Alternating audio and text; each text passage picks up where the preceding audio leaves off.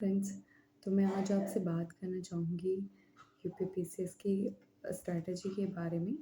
तो जैसे कि आपको पता है प्रीलिम्स में अभी समय है और क्या स्ट्रैटेजी आपको फॉलो करनी चाहिए जिससे कि आप प्रीलिम्स को और मेंस को इंटीग्रेटेड तरीके से लेके कर पाएँ और साथ ही मेंस की तैयारी बेहतर हो पाए। तो शुरुआत करते हैं अपनी मेन से। शुरुआत करते हैं हम यूपीपीसीएस के मेंस की स्ट्रैटेजी से। तो इसमें निबंध, हिंदी और सामान्य अध्ययन के 4 पेपर होते हैं और साथ ही 2 यूपी स्पेशल के पेपर भी होते हैं, जो कि पिछले साल ऐड हुए हैं। तो अगर हम यूपीपीसीएस मेंस की स्ट्रैटेजी की बात करते हैं, तो आपको प्रीलिम्स और मेंस को साथ ही लेके चलना होता है। जैसे जीएस हो गया और जीएस में भी हिस्ट्री, पॉलिटी, ज्योग्राफी हैं, ये सारे इंटीग्रेटेड होते हैं। बट थोड़ा-सा आपको घटना चक्र वगैरह से आपको पढ़ना होगा, तो आप उसको भी कवर करिएगा, घटना चक्र पढ़ते रहिएगा, ताकि उससे आप पीवाईक्यूज़ जितने भी आए हैं यूपीपीसीएस में वो कवर हो जाएँ। तो वो सब मैं आपको अलग वीडियो में बता दूँगी, बट अभी हम बात करते हैं यूपीपीसीएस मेंस की स्पेशली, क्योंकि अभी समय है प्रीलिम्स पेपर होने में, और तो इतने समय मिला है तो इतने आप मेंस की तैयारी बेहतर तरीके से कर पाएँगे। तो निबंध के लिए आपको स्पेशली कुछ अलग से नहीं करना है, केवल और केवल आपको ये करना है कि आप एडिटोरियल्स पढ़िए, द हिंदू के या फिर जनसत्ता, कोई भी आप हिंदी न्यूज़पेपर या इंग्लिश न्यूज़पेपर जो फ़ॉलो करते हैं उसको पढ़िए, और निबंध में आपकी इस तरह से आपकी होलिस्टिक वे में तैयारी हो जाएगी। और हिंदी के लिए आप डेली 1 घंटा दे सकते हैं, जितना भी आपका, चाहे सुबह दें, चाहे शाम को दें, 1 घंटा आप निकाल के दीजिएगा। तो इससे आपको अलग से कुछ नहीं पढ़ना होगा, और वैसे भी अगर आप आरुख को भी टारगेट लेके चल रहे हैं, तो दोनों चीज़ें आपकी कवर हो जाएँगी। हिंदी आपकी वहाँ से कवर हो जाएगी। हाँ, आप स्पेशली लेटर राइटिंग पे ध्यान दीजिएगा उसमें। ये आपकी हिंदी की हो गई, ठीक है। अब हम सामान्य अध्ययन इनके पेपर पे आने से पहले मैं इनको बताना चाहूँगी, क्योंकि ये स्पेशल जो यूपी स्पेशल पेपर ऐड हुए हैं, ये पिछले साल ऐड हुए हैं। तो आप मेनली इनको ज़्यादा टारगेट कीजिएगा, क्योंकि पिछली बार पेपर 6 का पेपर काफ़ी टफ आया था, तो काफ़ी बच्चों का छूट भी गया था, उस वजह से मार्क्स का काफ़ी डिफरेंस देखने को मिला था इन दोनों पेपरों के बीच। तो पहले आप इन दोनों को टारगेट कीजिए और कवर सोचिए कि आपको 2 महीने के अंदर ये कवर करने हैं, स्पेशली मई और जून में, ताकि आपका ये जो सारे पेपर हैं इनको कवर करते हुए और साथ ही हिंदी और निबंध को लेते हुए आपको चलना है, ठीक है। तो इन दोनों पेपर का, जैसे आपको पता है कि इसमें पेपर 5 में मैं आपको बता देती हूँ, इसमें history, polity, internal security, social issue सभी यूपी के पर्सपेक्टिव से पूछे जाते हैं, तो आपको यूपी का ज़्यादा ध्यान देना है इसमें। और तो ये सभी पेपरों को आपको यूपी के पर्सपेक्टिव से ही देखना है और उसी के तरीके से आपको तैयारी करनी है।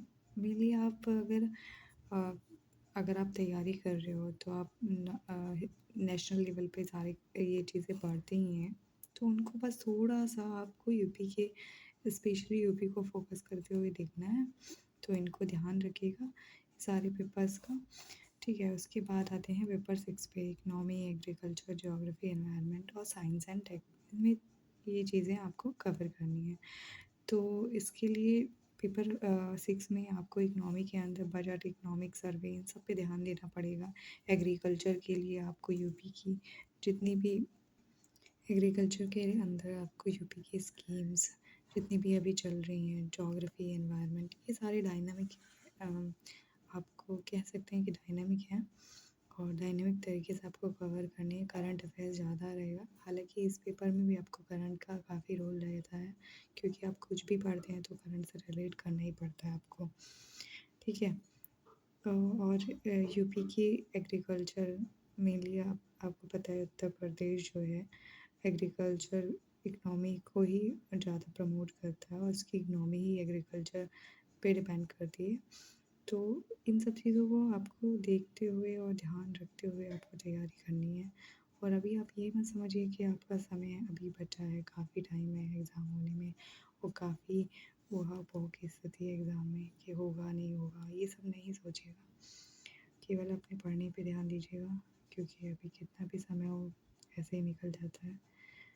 तो मेनली आपको ये सब चीज़ें टारगेट करके पढ़नी है और काफ़ी। तो आपके लिए मैं एक अलग वीडियो में आपको स्ट्रैटेजी वगैरह बता दूँगी। हालाँकि अभी आपको केवल और केवल मैंने 5 और 6 का बताया है कि आपको किस तरह से आपको कैसे तैयारी करनी है। और इसके लिए आप कोई भी बुक जैसे दृष्टि आईएएस या धी आईएएस, कोई भी एक मार्केट में उठाइए और उसको फॉलो कीजिए। हालाँकि सेकंड एडिशन अभी आ गया है मार्केट में, तो आप उससे भी पढ़ सकते हैं और इन दोनों पेपर को आप पढ़िए। पहले उस बुक को पूरा कवर कीजिए, फिर उसके नोट्स बनाइए और स्पेशली अगर आप तैयारी कर रहे हैं दोनों की मीन्स के लिए लेके, तो आपको आंसर राइटिंग पे बिल्कुल फ़ोकस करना चाहिए। तो पहले आप फास्ट रीडिंग पे पूरा पहले कंप्लीट करिए, पढ़िए अपना। जब आपको चीज़ें समझ में आ जाए तब आप आंसर राइटिंग की तरफ जाइए और डेली आप 2 या 4 या 1 जैसा भी आपको हेल्पफुल लगे अपने लिए वैसा करिए, आंसर राइटिंग करते रहिए।